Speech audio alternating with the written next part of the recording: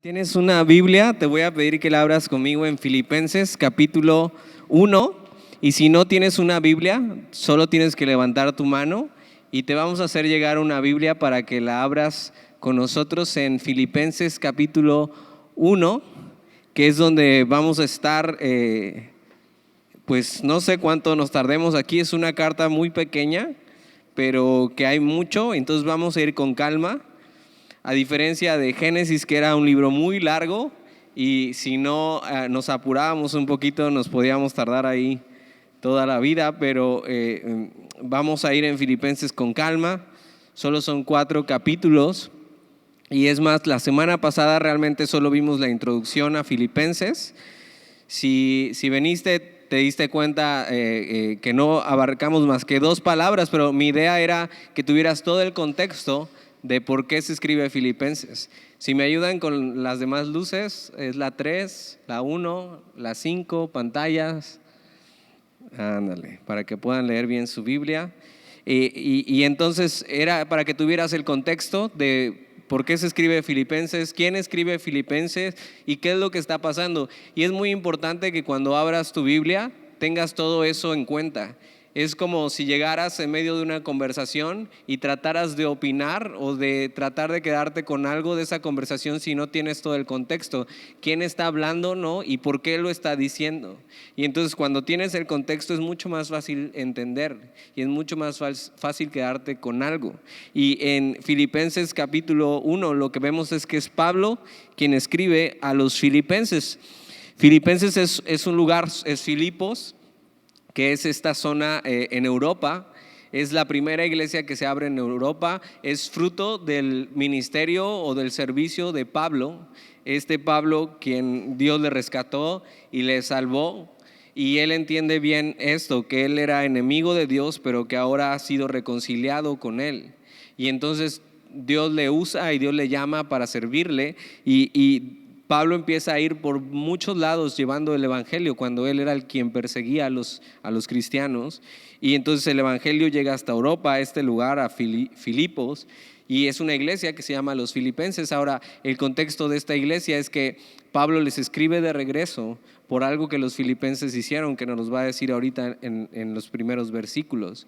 Y era una iglesia muy querida por Pablo, y Pablo está encarcelado por el gobierno romano. Y él no sabe qué va a hacer más adelante. Si tú estabas encarcelado por Roma, había 2 lugares: o ibas preso y ibas condenado a muerte, o te liberaban porque no eras culpable. Y Pablo está ahí, no sabe bien qué va a suceder, pero vamos a ver qué dice él en medio de esto. Y capítulo 1, versículo 1 dice: Pablo y Timoteo, siervos de Jesucristo. Y ahí nos quedamos la vez pasada, ¿te acuerdas? ¿Qué significaba siervo? Y era esclavo. Eso era lo que se consideraba Pablo de Jesús, su esclavo, un esclavo por amor. Y lo vimos la semana pasada que era eso. Pero entonces nos dice a quién les escribe. Dice: a todos los santos en Cristo Jesús. Y tenemos una idea de qué es un santo, ¿no? Por ejemplo, en nuestra cultura existen los santos, ¿no? Y entonces tienes esta idea de que los santos son gente que murió y que era muy buena, ¿no? Y que ahora los santifican y ahora puedes pedirles cosas, ¿no? Y que te concedan algo. Y entonces están las estatuas y tienes las imágenes y les llaman los santos. Pero la Biblia jamás enseña que esos son los santos. Pablo no le está escribiendo a gente que murió y que era muy buena, sino dice a todos los santos en Cristo Jesús. Pablo le está escribiendo a gente que está viva. Ahora dices, ¿qué era esta gente o qué tan buena era para que Pablo les dijera santos?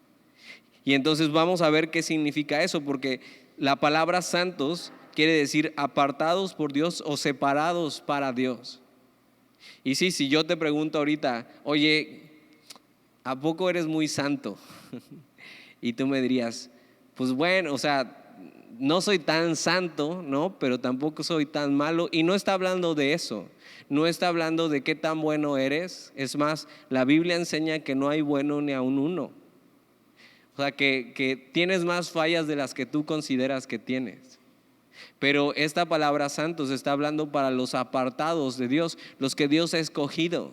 Y está hablando de ellos como la iglesia, como Filipos. Y les está hablando a ellos, a todos los santos en Cristo Jesús, ¿no? Solo hay una manera de ser santo y es eso, a través de Cristo Jesús.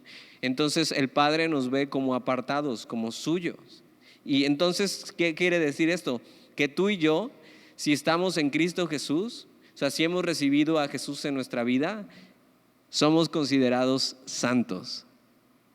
Entonces piensa esto, la persona que tienes al lado, aunque puede ser tu hermano, tu amigo, lo conoces bien, si él está en Cristo Jesús, delante de Dios, él lo ve como un santo. No porque seas muy bueno, ya sabemos que no lo eres, sino porque has sido apartado para él. Y eso quiere decir santo, y eso es a quien escribe Pablo. Y dice a todos los santos en Cristo Jesús que están en Filipos, con los obispos y diáconos. Y estas palabras suenan como muy rimbombantes y piensas en obispo y a lo mejor ni tienes idea de qué es un obispo, o si tienes idea de hoy en día, no tiene nada que ver con lo que piensas. Obispos y diáconos era el liderazgo de la iglesia en Filipos. Era la gente que se encargaba de todo en la iglesia. Eran los líderes que Dios había levantado ahí, y los diáconos podría ser la persona hasta que barría, quien servía ahí. Entonces simplemente es eso. Y Pablo dice, Pablo y Timoteo, que Timoteo era su compañero fiel y estaba ahí con él en medio de la cárcel, siervos de Jesucristo, a todos los santos en Cristo Jesús que están en Filipos, con los obispos y diáconos. Y simplemente eso es la dedicación a la carta. ¿Para quién va dirigida? Y va dirigida para toda la iglesia de Filipos. Pero vamos a darnos cuenta que esa carta nos abarca a ti y a mí, porque somos también apartados por Dios para eso. Versículo 2 dice, gracia y paz a vosotros de Dios nuestro Padre y del Señor Jesucristo.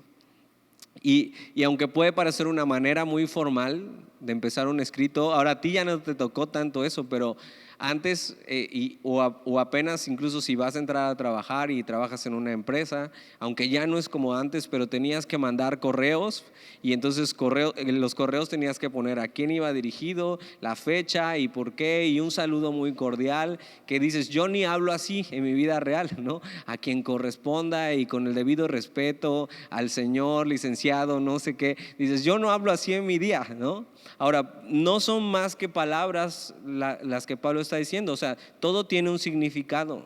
Y Pablo no está tratando de escribir la mejor carta y la más correcta, sino todo lo que dice Pablo en esta carta es real para él.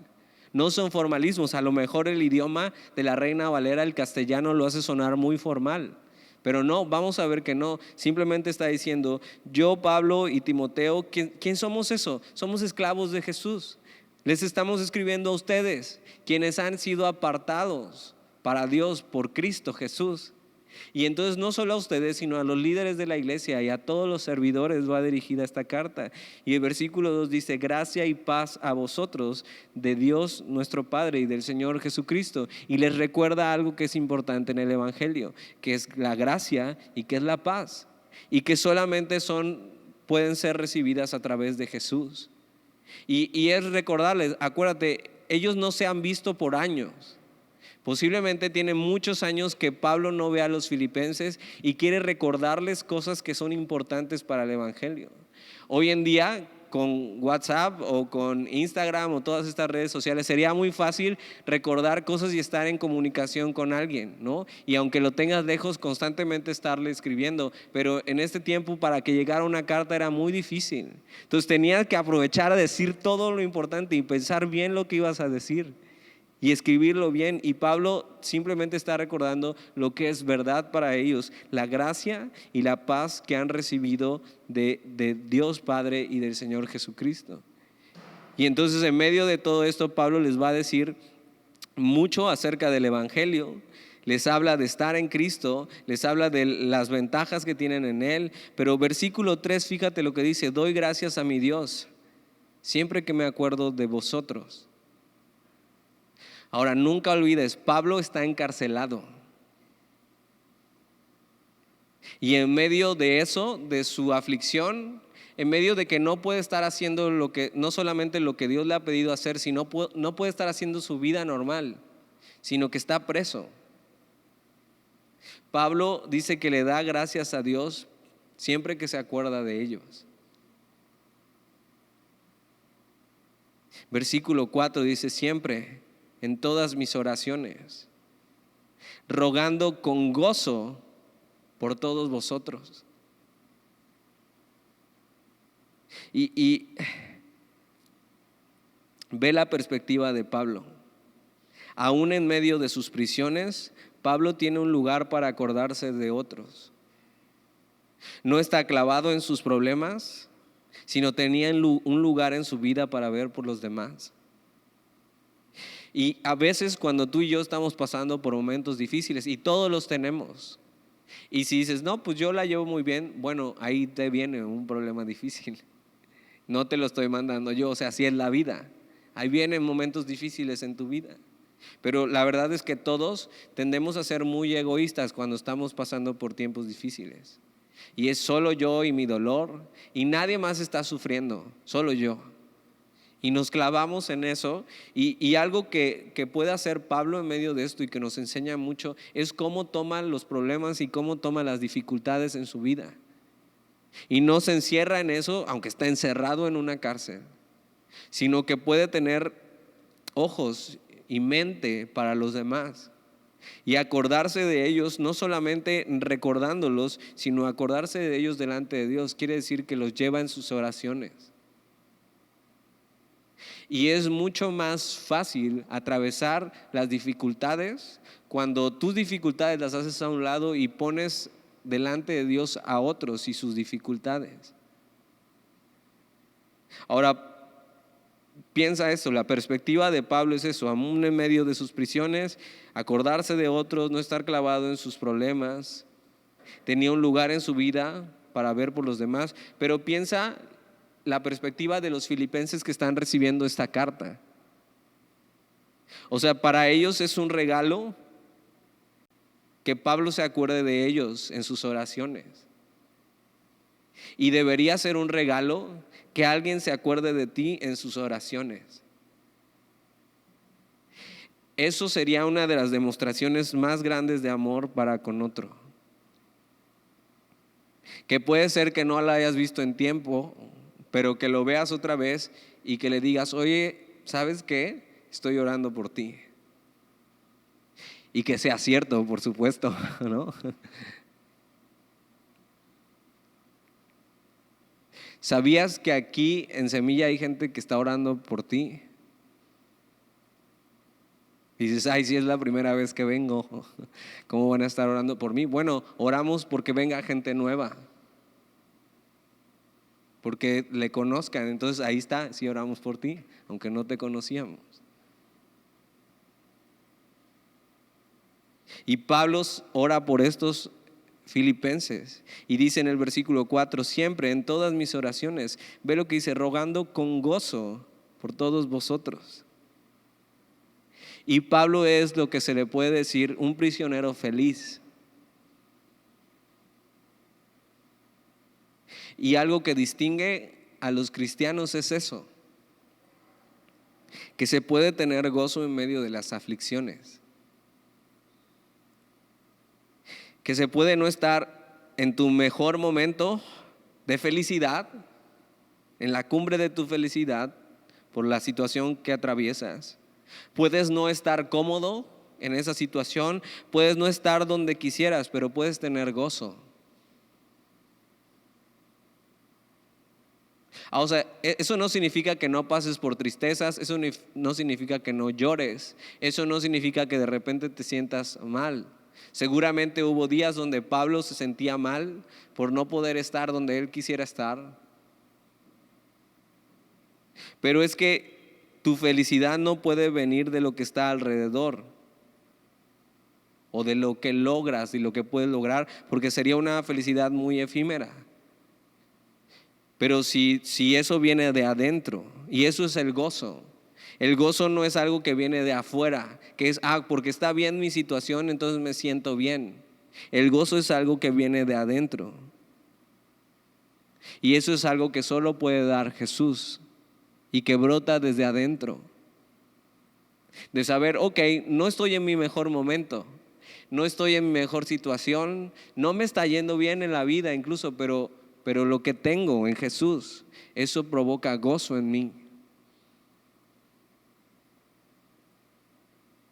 Entonces eso que hay dentro de mí alcanza para toda la vida.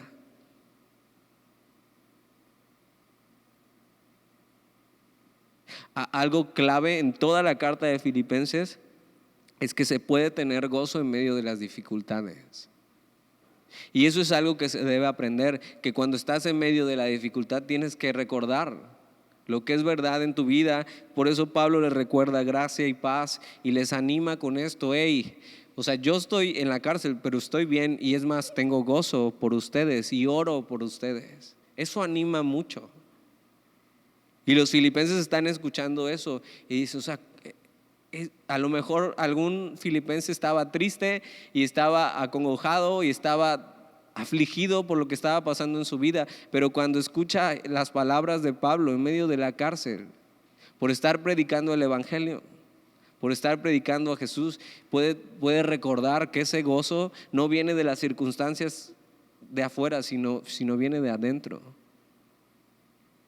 Y a lo mejor es algo que tú tienes que recordar. Si te falta gozo en tu vida, si de repente te sientes así como que no tienes gozo, como que nada te va bien, como que las dificultades te están ahogando, tienes que recordar que Jesús está en tu vida. Y si no lo tienes, tienes que ir a Él, que Él es la única fuente de gozo. Un gozo que no es pasajero. Dice versículo 4, siempre en todas mis oraciones rogando con gozo por todos vosotros. Versículo 5, por vuestra comunión en el evangelio desde el primer día hasta ahora. Y Pablo recuerda cuando fue a ellos, y no había ido solo una vez, sino ya había ido otras veces. Y había una relación especial con los filipenses. Eran compañeros, estaban en el mismo barco de Cristo. Y lo recuerda con cariño, y aparte los filipenses habían hecho algo por Pablo recientemente, que lo va a explicar después. Los filipenses, en medio de las dificultades de Pablo, le habían mandado una ofrenda para él, para que pudiera subsistir por sus necesidades. Ahora, algo importante es que Pablo había decidido no recibir nada de nadie, sino que él había decidido trabajar con sus propias manos y que nadie le diera nada. Pero en medio de las prisiones y en medio de estas dificultades no podía trabajar, no podía tener para sus ingresos. Y ¿sabes qué hicieron los filipenses? Ver la necesidad de Pablo y la necesidad de que el evangelio fluyera y corriera, y ellos tomaron de sus propias cosas. No era gente rica, no era gente que tenía posibilidades, y enviaron una ofrenda a Pablo.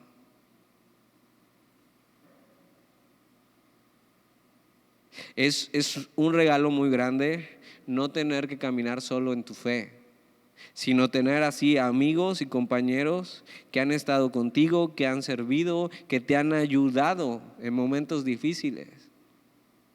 Ahora dices, Dani, ¿yo a quién puedo ayudar si yo todavía no trabajo? O sea, mis papás ni me dan dinero. Es más, no tengo cómo regresarme ahorita para el camión, les iba a pedir prestado. Pero va mucho más allá de dinero, sino de tener este compañerismo y de estar dispuesto a ayudar al otro de la manera que puedas.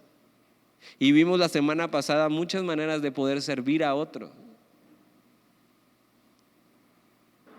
Y es increíble poder saber, y por eso hacemos la reunión de jóvenes, para que puedas ver que hay otros jóvenes como tú que están tratando de caminar con Jesús. Y que no estás solo y que puedes apoyarte en otros.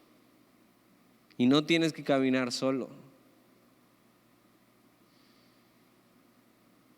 Yo tengo amigos y compañeros que han sido de bendición para mi vida, que puedo acordarme de ellos, de lo que han hecho por mí, y no necesariamente que me hayan ayudado económicamente, sino simplemente a veces con una oración, a veces con un ánimo, y acordarme de ellos y agradecer a Dios por ellos y orar por ellos.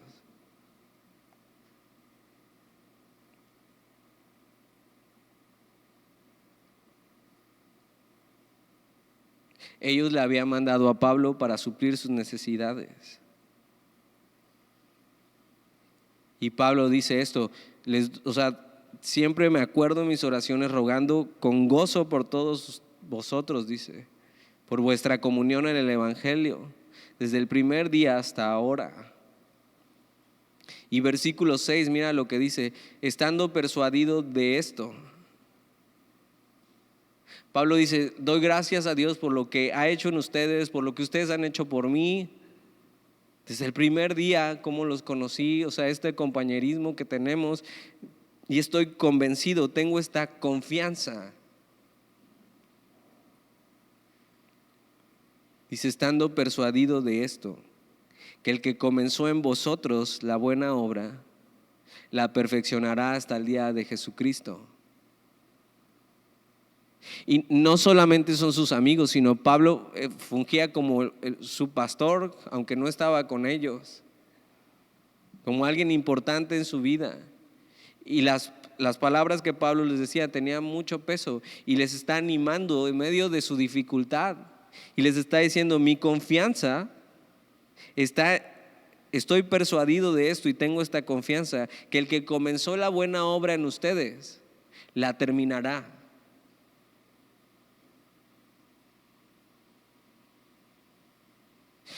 Tiene esta idea, Pablo les está diciendo, mi confianza está en que a pesar de ver o no ver fruto hoy, Él es el que comenzó la obra, no yo, y Él es quien la terminará. Tranquilos, solo es lluvia, no les va a pasar nada, aquí hay techo. Pero Pablo está hablando con ellos, les está recordando, les está animando y les dice, ¿saben qué? Estoy muy agradecido por lo que ustedes han hecho, oro con gozo siempre por ustedes y estoy convencido de esto, de que hay alguien que comenzó esta buena obra en ustedes y que ese alguien la terminará. Ahora, ¿de qué está hablando? Está hablando de la obra redentora y transformadora de Jesús en la vida del hombre. Y esto te tiene que dar tremenda confianza en tu vida, y me da tremenda confianza en mi vida, a mí también. ¿Esto qué quiere decir? Que Él, Jesús, Él es quien comenzó la obra en tu vida, no yo. Ni siquiera son ustedes los que comenzaron esta buena obra en su vida. Él la comenzó y entonces Él la terminará. Eso me da tranquilidad, ¿sabes por qué? Porque yo a veces comienzo cosas en mi vida que no termino. Y yo de repente en mi vida fui así, de verdad, entraba a un lado y nomás nada, no le encontraba forma y me salía, y entraba a otro lado y me salía, nada, llegó un momento en mi vida donde no terminaba nada. Es más, yo veo gente que le encanta armar rompecabezas de 2,000 piezas y digo, yo ni siquiera empezaría esa obra, ni siquiera la empezaría. Pero hay gente que le gusta y está ahí con calma, yo no terminaría esa obra. Pero hay tremenda confianza en saber que Dios sí termina lo que empieza. Qué tremendo descanso para mi vida el saber que la obra de Dios en mi vida no depende ni siquiera de mí. Ahora, yo tengo que hacer algo, tengo que hacer lo que me toca hacer, tengo que obedecer a Dios, tengo que rendirme a Él, pero eso no quiere decir que yo voy a hacer esta obra transformadora en mi vida. Él es quien me va a transformar. Esta obra transformadora, purificadora, santificadora y redentora, eso solo la hace Él. Y puedo tener la certeza de que esta obra no quedará a medias. Y sabes que yo a veces en mi propia vida me siento como una obra a medias, y eso soy. Dios todavía no ha terminado la obra en mí. Hay muchas cosas que tengo que cambiar. Hay muchas cosas que Dios tiene que cambiar todavía.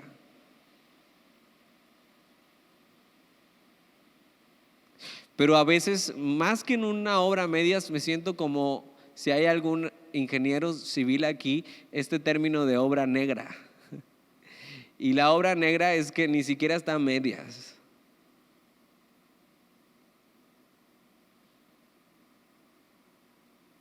O sea, simplemente ahí quedó empezada y nada más.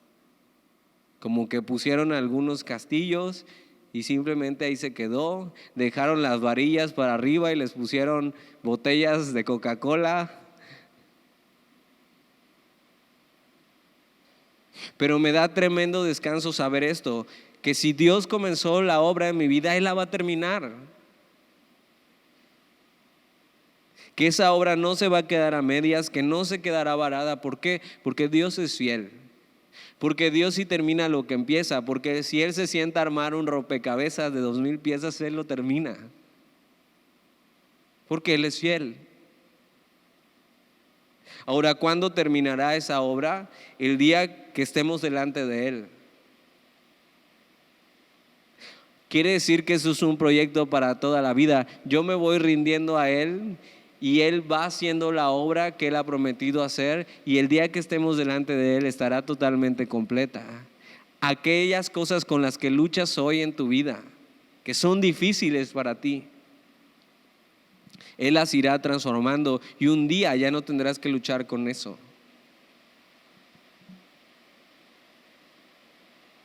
Ahora, yo pensaba esto, como líder es crucial esta esperanza. Porque, sí me escuchan, ¿verdad? Porque siendo honesto, o sea, a veces veo cosas y digo, o sea, o a veces más bien no veo cosas, déjame me explico. A veces no veo el fruto que quisiera en las personas.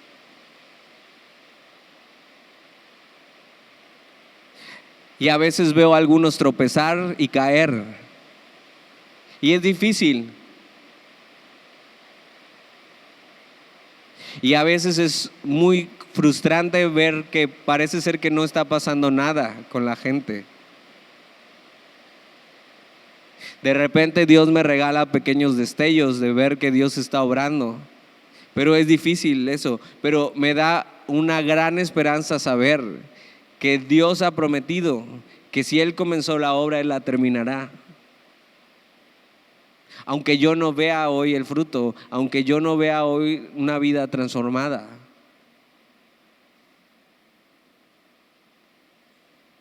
Es más, puede ser que yo nunca lo vea, pero Él sí lo va a ver. Puede ser que salgas del grupo de jóvenes y no haya habido ninguna evidencia de que Dios te transformó, pero saliendo del grupo de jóvenes, Dios te transforme y haga su obra. Otra cosa que pensaba, y si algún papá ve esto, puedes hablar esto con tus papás también. De repente los papás tienen mucho temor de ver que sus hijos están caminando con Dios, pero que también tienen problemas en su vida y tienen dificultades y tienen dudas y tienen crisis de fe, y tienen que recordar eso, que el que comenzó la buena obra en ustedes, Él es el que la terminará, no los papás.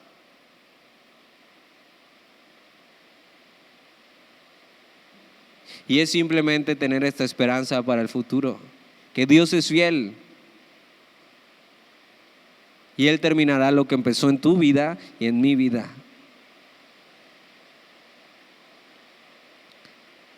Ahora, versículo 6, estando persuadido de esto, que el que comenzó en vosotros la buena obra, la perfeccionará hasta el día de Jesucristo. Versículo 7, como me es justo sentir esto de todos vosotros, por cuantos tengo en el corazón y en mis prisiones y en la defensa y confirmación del Evangelio, todos vosotros sois participantes conmigo de la gracia.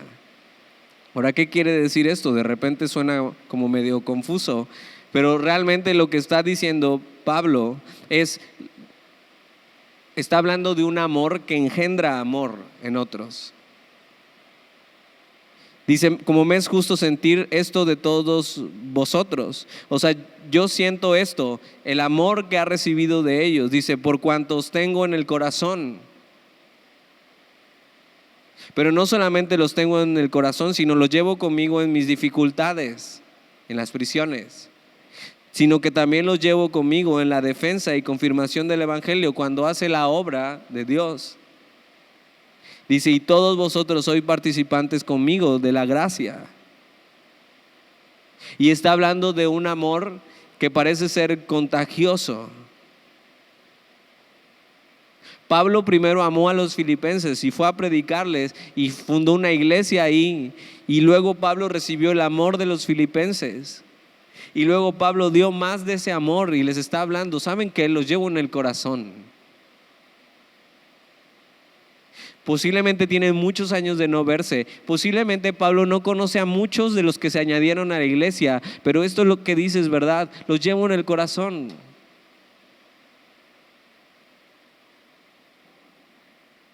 Mira lo que dice el versículo 8. Porque Dios me es testigo de cómo os amo a todos vosotros con el entrañable amor de Jesucristo. Pablo siente el amor de los filipenses que han ayudado a Pablo en sus dificultades, y Pablo muestra su amor y los lleva en el corazón y en todo momento con él. Aprecia lo que hicieron por él y son partícipes de la misma gracia que él ha recibido. Es esa gracia que les impulsó a ellos a ayudar a Pablo, a cooperar con él en la defensa y la propagación del Evangelio, a sufrir por este mismo Evangelio, que es la predicación de Jesús. Y ve esto, pero hay algo que Dios ha puesto en él, un entrañable amor por los que sirve. Ahora, eso es algo que solo Dios puede hacer. Y es un amor muy puro, y está hablando de un amor que es el amor de Jesucristo. Y yo pensaba en esto y digo, no quiero decir algo que no sea verdad en mi vida, pero aunque con algunos no sea muy cercano a ellos o no platique mucho con ellos, realmente sí siento eso, o sea, sí les amo en Jesús. O sea, yo sé lo que es ser joven y ser cristiano, sé a lo que se enfrentan en su vida diaria. Sé que no es fácil, pero tampoco sé que no es una excusa. Y es esto, el amor del Hijo de Dios había inundado al apóstol de tal manera que llegó a ser parte de sí mismo ese amor. El hecho de que Pablo dijera esto a los filipenses demuestra la realidad e intensidad de su elogio, diciéndoles, les amo. Ahora, este amor no es una atracción humana ni un simple interés. Es el amor de Jesús que te hace amar lo que Él ama. Y Jesús ama a la gente y Jesús te ama. Y cuando amas a Jesús empiezas a amar lo que Él ama. Es un amor paciente. Es el mismo amor que llevó a Jesús a la cruz.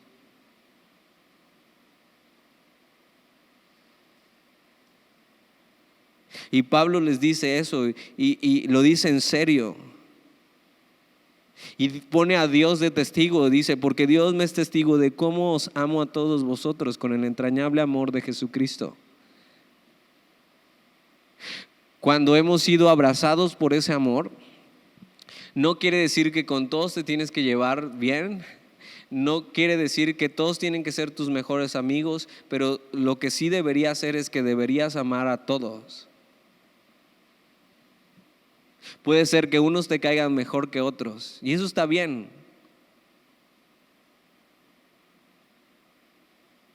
Puede ser que seas más afín con unos que con otros y eso está bien, pero lo que no se vale es no amar a otros. ¿Qué es amar? Hacer lo justo y necesario por la otra persona. Y a veces lo justo y necesario por la otra persona no solamente no es ser grosero con ellos, sino ser amable con ellos y acercarte a ellos e intentarlo aunque no funcione.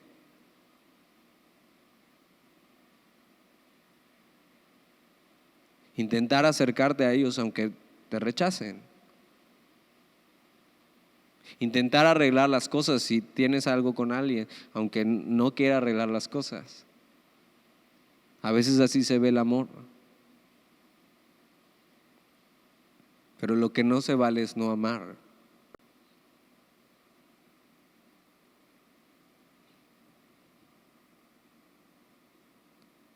Y Pablo dice, es el amor de Jesucristo, este amor entrañable.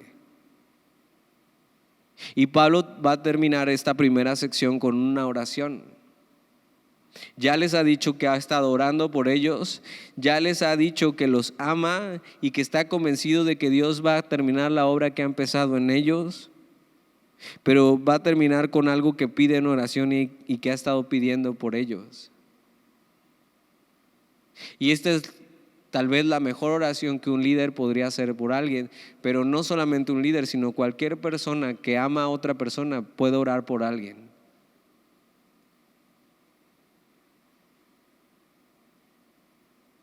Versículo 9 dice, y esto pido en oración, que vuestro amor abunde aún más.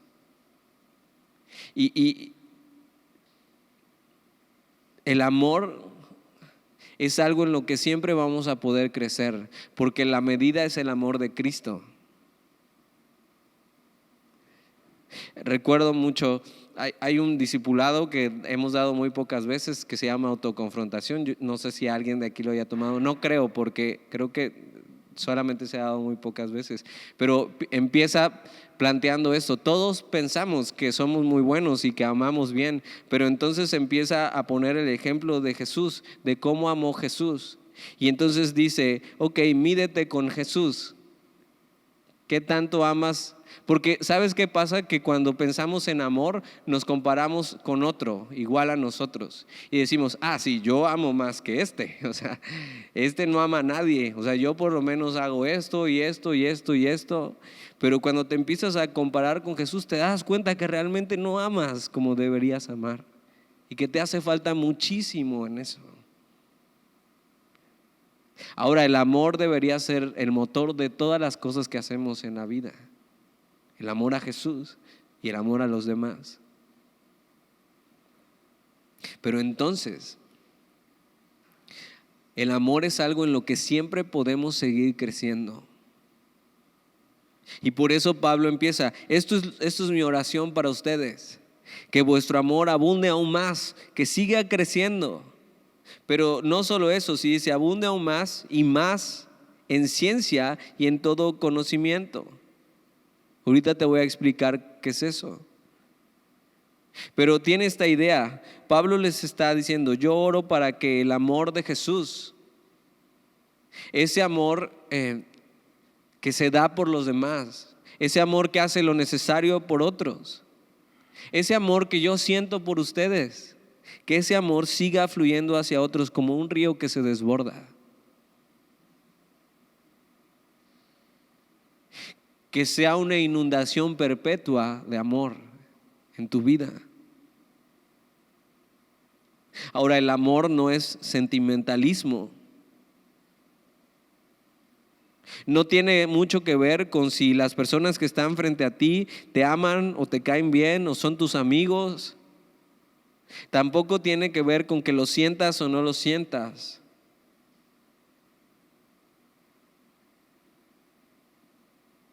El amor tiene que ver con hacer lo correcto por las otras personas. A veces amor es decirle a una persona, oye, estás mal en esto y tienes que dejar de hacerlo. Tienes que parar. Esto te está llevando al hoyo.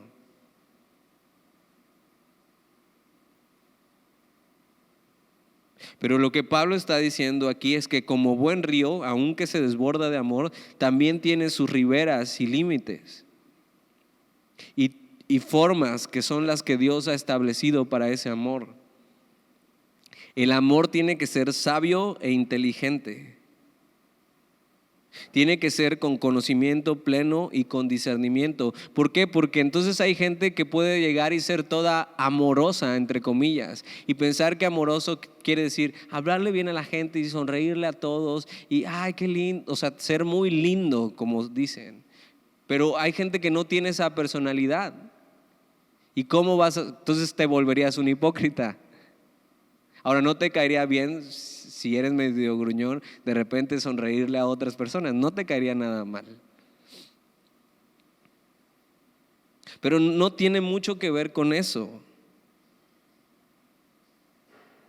sino que el amor no es un amor ciego, sino que tiene sus límites y su fundamento. Mucha gente confunde el amor con simple amabilidad o con cortesía o con ser confiado y abierto. Simplemente es eso, esta persona es muy amorosa porque me saludó, me sonrió, me dijo hola y con mucha efusividad, pero eso realmente no quiere decir mucho del amor. Está bien ser amable, está bien ser cortés,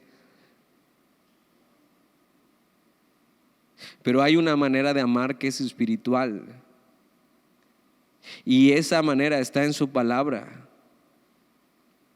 que es donde puedes tener certeza de lo que es correcto y tener discernimiento espiritual para poder amar. Y eso quiere decir que abunde aún más y más en ciencia y en todo conocimiento. El conocimiento de Dios nos capacita para amarle a Él y a los demás. Tú no solamente necesitas tener la información correcta, sino saber cómo hacerlo. Y eso involucra algo espiritual. Y en su palabra encontramos la manera de amar. Y el ejemplo de Jesús es el mayor ejemplo para amar a los demás.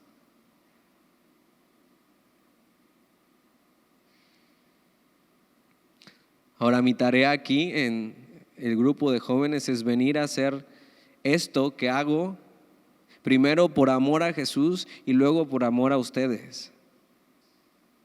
Porque deseo de todo corazón que ustedes puedan conocer y amar a Dios a través de su palabra.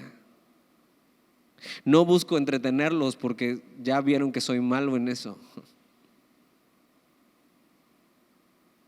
No podría competir con TikTok, al menos que me pusiera a bailar aquí sería bastante chistoso. Pero no busco competir con eso. O sea, lo único que busco es por amor a Jesús y a ustedes, es que puedan conocer y amar a Dios a través de su palabra. Cada vez que me paro aquí y pienso en qué me hubiera ayudado en mi caminar con Cristo para poderte ayudar a ti.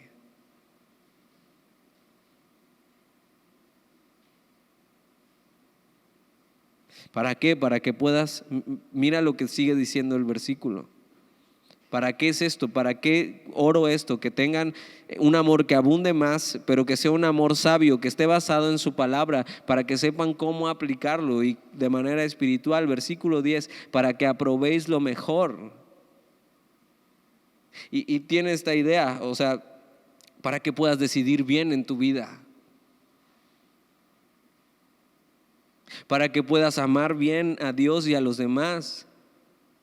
Para que cuando seas probado puedas pasar esa prueba bien, para que te pueda ir bien en tu vida, para que no te equivoques, para que no te enredes en pecados que no deberías enredarte y puedas caminar bien con Dios.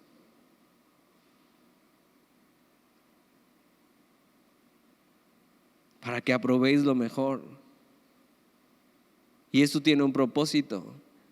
O sea, si el amor de Jesús abunda mucho más en ti y entonces tienes ciencia y conocimiento para aplicarlo en tu vida, entonces te va a ir bien y el fin de esto dice, a fin de que seáis sinceros e irreprensibles.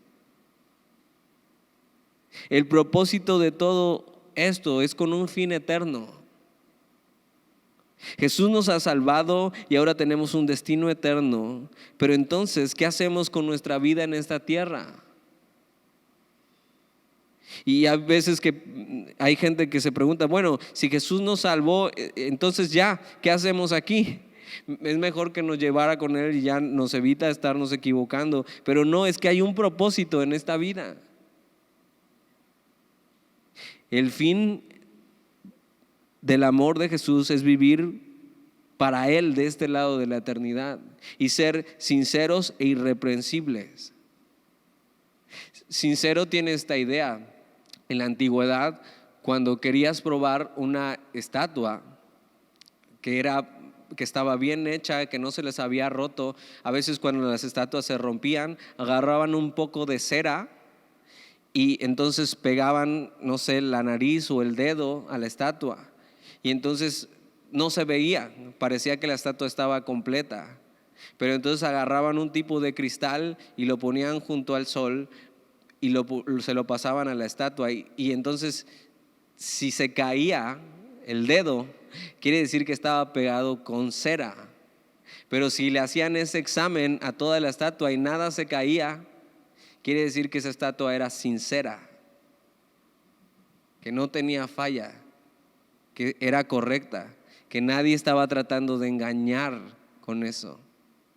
Dices, órale, no sabía. Bueno, ahí te la dejo. Irreprensible es que seas de una sola pieza. No quiere decir que seas perfecto, sino que seas íntegro delante de Dios. El fin de todo este amor que abunde y que puedas conocer más a Dios y puedas aplicar bien esto y que crezcas en tu vida es que seas sincero e irreprensible, que seas íntegro delante de Dios.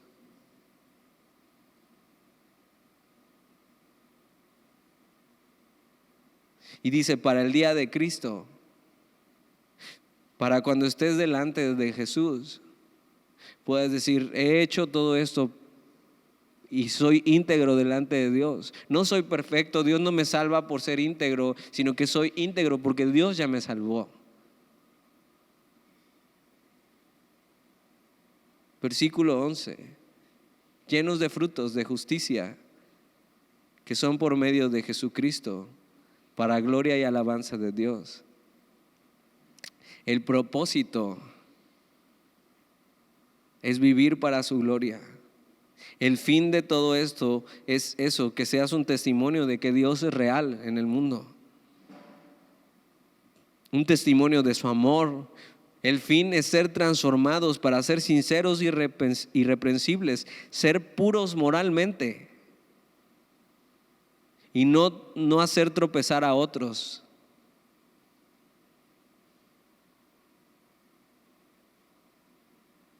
Lo peor que te podría pasar sería eso, que vinieras aquí y estés buscando hacer tropezar a otros. El fin de caminar con Jesús es llevar fruto de lo que es justo. Son virtudes eternas de la vida de Cristo manifestadas en nosotros. Es ser más como Jesús. ¿Para qué? Para la gloria de Dios. Hay mucho más para qué vivir que para lo que piensas. Hay una forma y una manera más alta de vivir, que es para la gloria de Dios. Y es más, es el único lugar donde vas a encontrar un verdadero propósito en tu vida. Y es más, ahí es donde vas a encontrar la plenitud y la felicidad y el gozo. Pablo está encarcelado y puede decir eso. Que puedas llevar fruto para la gloria de Dios en lo que dices, con lo que miras, en cómo ves el mundo, con lo que piensas, en cómo recibes una ofensa, en cómo no regresas el mal, en cómo eres paciente, en cómo decides amar aunque no lo sientas, en cómo te sometes para ser obediente a Dios, en cómo no te dejas moldear por este mundo, en cómo no solo lees, sino aplicas la palabra de Dios en tu vida. El fin es encontrar en esta vida terrenal nuestro deleite en vivir para Cristo. Y Pablo hace esa hermosa oración por los filipenses, pero también es una hermosa oración para nosotros. Y es algo que me gustaría terminar orando por ustedes.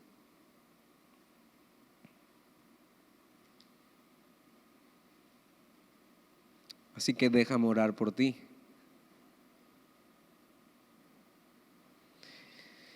Señor, y te doy gracias por tu palabra hoy y por empezar así Filipenses y en estos versículos ver en la vida de Pablo un ejemplo de cómo se debe tener gozo en medio de la dificultad, de cómo se puede tener gozo, de cómo amar a otros con el amor entrañable que tú has amado. Y yo quiero pedirte por ellos esto, que su amor crezca aún más, que sea como un río que se desborda, que puedan conocerte y disfrutarte y hacer lo que es correcto para ti, Señor, con el fin de que ellos puedan ser sinceros e irreprensibles cuando estén delante de ti, con el fin de que lleven mucho fruto de justicia en su vida, que son por medio de Jesucristo, y con el fin de que puedan vivir para tu gloria y para la alabanza de Dios. Yo estoy convencido de esto, de que tú empezaste la buena obra en ellos y tú la terminarás. Y ahí está mi esperanza, en lo que tú has prometido, Señor. Hoy te doy gracias por tu palabra y por lo que harás en sus vidas. Y te lo pido en el nombre de Jesús. Amén.